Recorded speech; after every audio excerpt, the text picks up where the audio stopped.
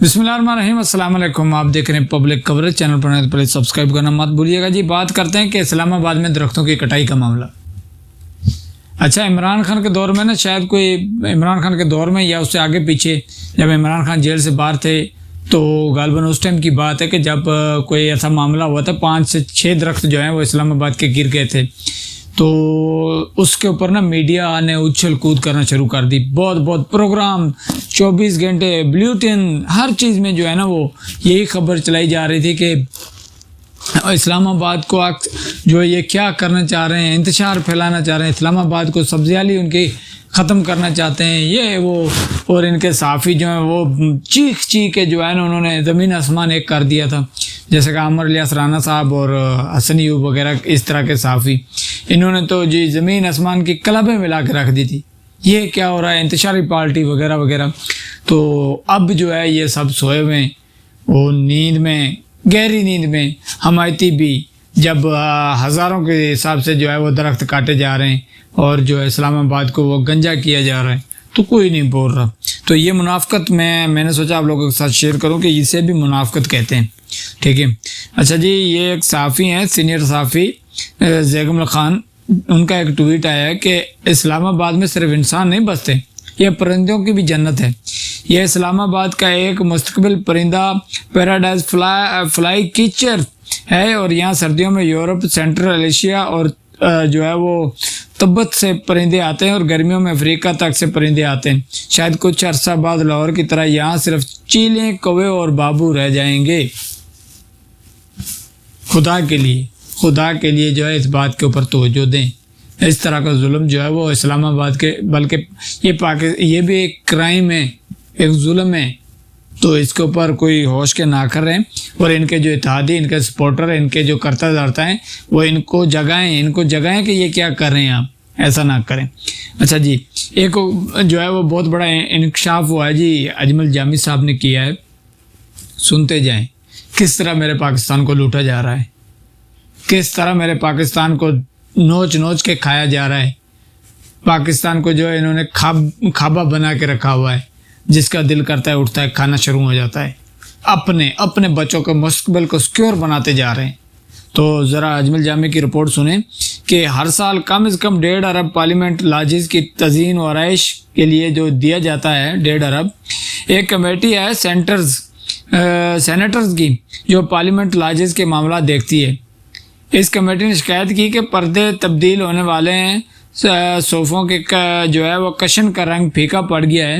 ایک معزز سینیٹر نے کہا ہے کہ ان کی ڈریسنگ ٹیبل کو دیمک لگ گئی ہے۔ ایک سینیٹر نے کہا کہ انہیں لگتا ہے پارلیمنٹ لاجز کے کچھ اپارٹمنٹس جو ہیں وہ لگژری، کچھ عام سے ہیں، یہ فرق بھی ختم کیا جائے۔ ان مرمتوں کے لیے سی ڈی اے نے 69 کروڑ مانگا، بجائے اس کے انہیں 69 کروڑ دیا جاتا، انہیں جو ہے 1.6 یعنی 1 ارب 66 کروڑ روپیہ، 60 کروڑ روپیہ وہ جو ہے انہیں دے دیے، اور ہر سال اس میں اضافہ ہوتا جا رہا ہے۔ اندازہ کریں، یہاں میرے ملک کے غریب جو ہیں وہ کھانے کے نوالے کے لیے ترس رہے ہیں۔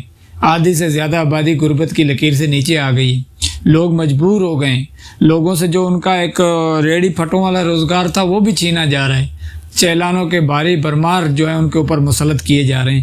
پنجاب میں تو بیڑا غرق کر کے رکھ دیا ہے ان کی اس حکومت نے، اور پھر بھی جو یہ باز نہیں آتے اپنی عیاشیوں کے لیے۔ جہاں 69 کروڑ لگنے چاہیے تھے، وہاں 1.5 ارب سے اوپر جو ہے انہوں نے لگا دی کہ ساڑھی کرسی سیٹ ہوئے، ساڑھے صوفے تے جنگال نہ ہوئے، پھیکا نہ پیا ہوئے ساڑھا جو صوفہ۔ اسی جس روم میں بیٹھے ہیں، ہم جس روم میں بیٹھے ہیں، وہاں وی اے پی ماحول ہو، عوام جائے بھاڑ میں۔ عوام کی کوئی فکر ہے کسی کو؟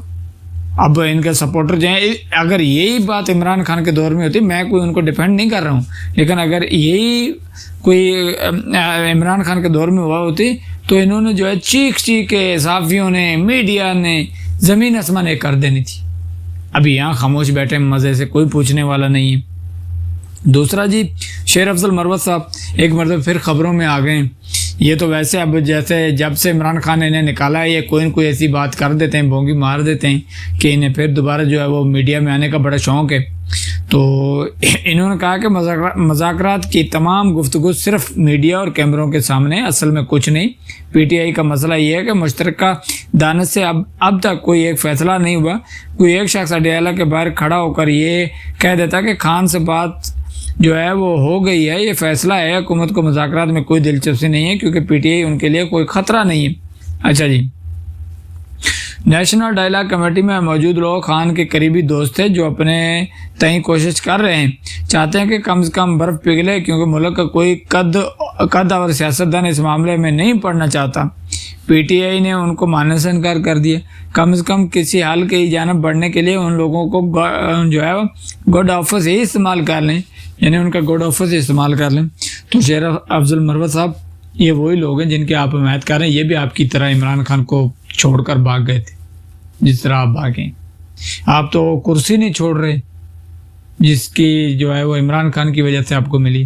ابھی یہی بات جا کر اپنے حلقے میں بیٹھ کر کریں نا، اسلام آباد میں بیٹھ کر تو آپ کر لیتے ہیں کیونکہ آپ کے پاس جو ہے وہ یہ ایک آپ کو پلے دیا گیا ہے، لیکن اب یہ اپنے حلقے میں بیٹھ کے مروت قبیلے کے سامنے یہ بات کریں کہ میں نے ووٹ کچھ اور کہہ کے لیا تھا، اب میری رائے یہ تو کیا کروں میں، پھر آپ کو لاگو پتہ جائے گا۔ جائیں تو صحیح آپ اپنے حلقے میں۔ تو یہ حالات ہیں جی گڈ گورننس اور اسلام آباد کے درختوں کے اور 2 نمبری جو پاکستانیوں کے ساتھ کی جا رہی ہے۔ اب پتہ نہیں پاکستان کب جو ہے وہ جاگے گا اور اپنا جو ہے وہ پاکستان جو ان چور اور ڈاکوؤں سے وہ واپس لے گا۔ تو اب تک لیے اتنا، انشاءاللہ ملتے ہیں کسی اگلی ویڈیو میں۔ اللہ حافظ۔